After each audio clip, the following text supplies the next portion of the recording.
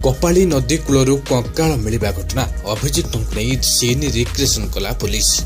बंत block फुलगढ़िया grammar राधामुंडा 4 वर्ष तले केन्द्रापदा फांडी अधीन रामपुर ग्रामर रामचंद्र बेहरा द्वितीय विवाह करते।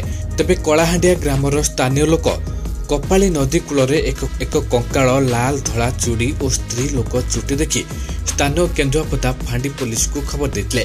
खबर पाई फांडी अधिकारी श्रीजुक्त राउत तुरंत घटनास्थल में पहुंची प्राथमिक तदंत करते। परे एही खबर पाई नजीर मुंडा तांको झियो राधा मुंडा किछि दिन तले निखोज थिबा नै एही खबर पाई तुरंत केन्द्रापदा फांडी को आसी ज्वाई रामचंद्र बेहरा नाम एतला दायर करथिले, जार केस नंबर 198/2025 होइथा बेले उक्त कंकाल और हत्या मामला को नहीं पुलिस छानबीन करने सह अभियुक्त स्वामी को पुलिस गिरफ्त करथिला।